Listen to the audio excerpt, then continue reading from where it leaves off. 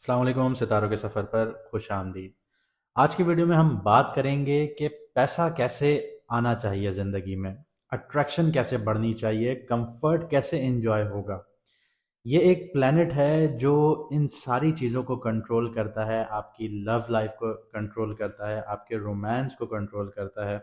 अगर ये वीक है तो आपके पास पैसे का मसला है, आपकी अट्रैक्शन अच्छी नहीं है, आपको कंफर्ट नहीं मिलता, हर चीज़ हासिल करने के लिए जद्दोजहद करनी पड़ती है। और ये अगर अच्छा बैठा हुआ है आपकी जायचे में, आपकी कुंडली में, तो पैसा भी भरपूर है, अट्रैक्शन भी बहुत है, कंफर्ट भी बहुत है, प्यार करने वालों को उनका पार्टनर भी मिल जाता है। और उनके लिए आप ये समझें कि फूलों का रास्ता होता है।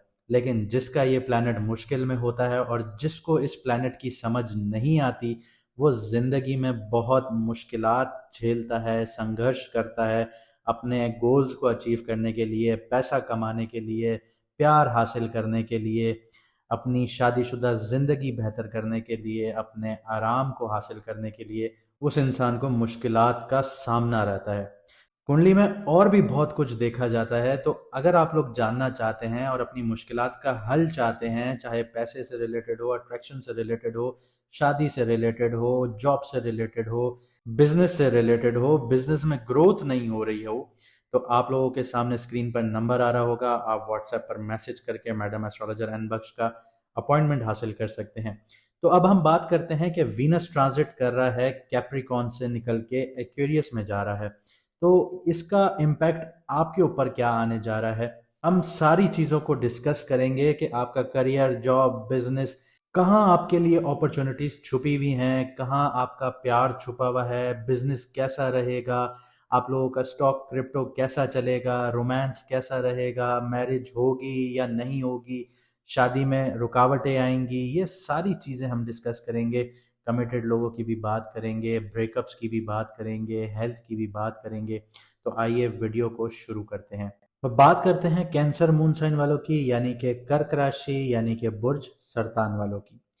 तो वीनस ट्रांजिट कर रहा है आपके 8th हाउस में, एक्वेरियस में, और यहाँ पे मरकरी के साथ कंजंक्शन हो रहा है। और 8th हाउस जो होता है वो सडन चेंजेस का होता है, हिडन मैटर्स का होता है, इमोशनल बॉन्ड्स का होता है, जॉइंट फाइनेंसेस का होता है, खौफ का होता है, इनसिक्योरिटी का होता है, हीलिंग्स का होता है।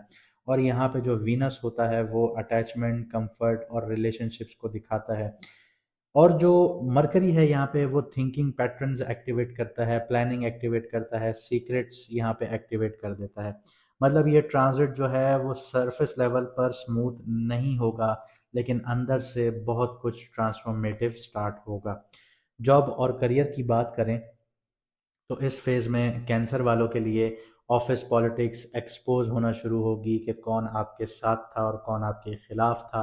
पावर डायनामिक्स आप लोगों को समझ आने लगेंगे।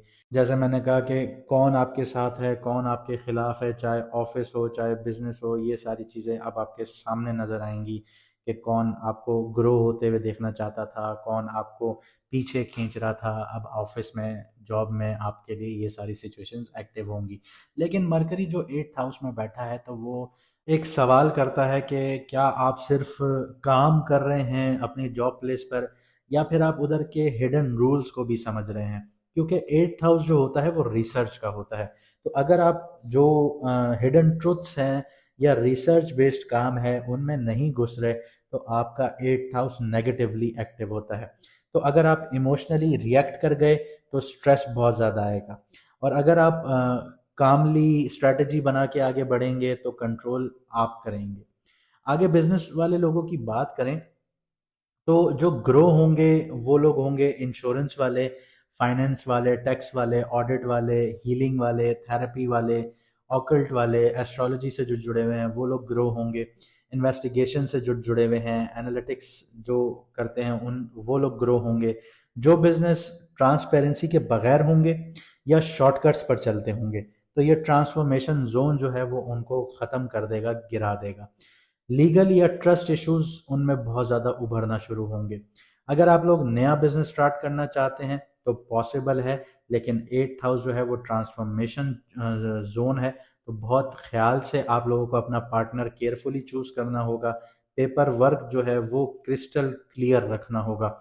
अगर ये 2 काम कर लेते हैं तो आप लोग नए बिजनेस खोल सकते हैं। आगे बात करते हैं स्टॉक और क्रिप्टो की। तो इस ट्रांजिट में sudden ups and sudden downs देखने को मिलेंगे। अगर आप लोगों के पास इनसाइडर इंफॉर्मेशन हुई तो बहुत फ़ायदा उठाएंगे, क्योंकि ये रिसर्च का घर है और आपकी रिसर्च ही आपको यहाँ पे आगे लेके जाएगी। और अगर आपको लोगों की रिसर्च नहीं हुई तो आप लोगों को यहाँ पे नुकसान उठाना पड़ेगा, क्योंकि जब वीनस 8th हाउस में होता है तो इमोशनल इन्वेस्टिंग का रिस्क बढ़ा देता है, तो आप इमोशनली बहुत ज़्यादा इन्वेस्ट करना शुरू हो जाएंगे। तो इस चीज़ से बचना है। लॉन्ग टर्म सीक्रेसी रखिएगा। जो भी आप लोग प्लान कर रहे हैं, इन्वेस्ट कर रहे हैं, उनको हर किसी से डिस्कस नहीं करना। सिर्फ अपने तक रखें, या एक आध ऐसा पार्टनर हो जिसके साथ इन्वेस्ट कर रहे हैं। हर दूसरे तीसरे को नहीं बताना कि आप क्या कर रहे हैं, वरना आप लोगों के लिए नुकसान होगा। स्पेक्यूलेशंस जो हैं उनसे दूर रहिए, सिर्फ रिसर्च बेस्ड काम कीजिए। आप लोगों को रिसर्च बेस्ड इन्वेस्टमेंट जितनी करेंगे उसमें आप लोगों को फ़ायदा होगा। लव, रोमांस और शादी की बात करते हैं। तो सबसे पहले सिंगल्स की बात करें तो इस दौरान इंटेंस अट्रैक्शन देखने को मिलेगी आप लोगों को, लेकिन ये जो कनेक्शन होगा ये कार्मिक टाइप कनेक्शन फील हो सकता है आप लोगों को।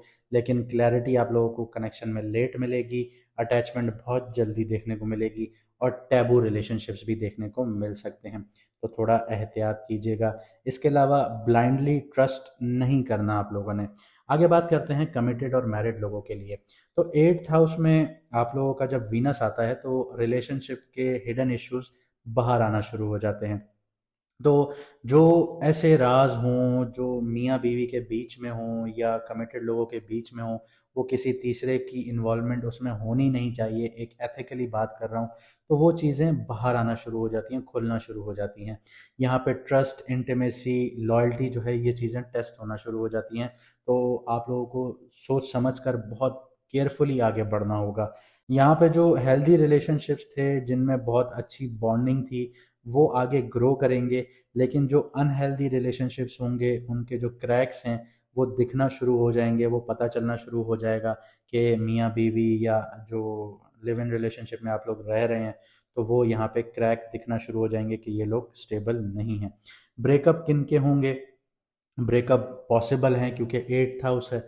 तो यहाँ पे जो पहले से इनसिक्योरिटीज़ का शिकार हों जो रिलेशनशिप्स, वो यहाँ पे ब्रेकअप का शिकार हो सकते हैं, या ट्रस्ट इश्यूज चल रहे हों तो उनको ब्रेकअप जैसी सिचुएशंस देखनी पड़ सकती हैं। हेल्थ इश्यूज की बात करें तो 8th house, yes 8th house आपकी हेल्थ इश्यूज को ट्रिगर करता है, एंजाइटी को ट्रिगर करता है, आपके हार्मोनल इम्बैलेंस को ट्रिगर करता है, स्लीप इश्यूज को ट्रिगर करता है, आपके डाइजेस्टिव इश्यूज से रिलेटेड ट्रिगर आता है, और रिप्रोडक्टिव हेल्थ से रिलेटेड इश्यूज आता है, और आपके जेनाइटल एरिया से रिलेटेड इश्यूज आते हैं। आप लोग जो हैं इमोशनल बहुत हैं। तो ये जो इमोशंस हैं आपकी बॉडी में 24 आवर्स स्टोर होते हैं कि जहाँ पे कहीं पे कोई सेंसिटिव बात हुई तो आप लोग रो भी पड़ते हैं। तो आप लोग इतने सेंसिटिव होते हैं। तो आप लोगों को इस चीज़ पर काबू रखना होगा, अपनी एनजाइटी को काबू में रखना होगा, वरना ये जो एनजाइटी है बहुत ज़्यादा ट्रिगर करना शुरू करेगी। तो इस चीज़ पर काम कीजिएगा, ग्राउंडिंग प्रैक्टिसेस कीजिए, आप लोग डीप ब्रीदिंग एक्सरसाइजेस कीजिए, ये आप लोगों के लिए हेल्पफुल रहेंगी। तो जाने से पहले इतना कहूँगा कि अगर आप लोगों की ज़िंदगी में मसले चल रहे हैं तो आप लोग अपॉइंटमेंट ले सकते हैं। व्हाट्सएप का नंबर आपकी स्क्रीन पर आ रहा होगा। अगर आप लोग अपना मून साइन जानना चाहते हैं तो कमेंट सेक्शन में अपनी ओरिजिनल डेट ऑफ बर्थ लिखिए। और अगर आप लोगों को वीडियो अच्छी लगी तो लाइक, शेयर और कमेंट में अपनी राय ज़रूर बताइएगा। मुझे दीजिए इजाज़त, मिलते हैं अगली वीडियो में सितारों के सफ़र पर।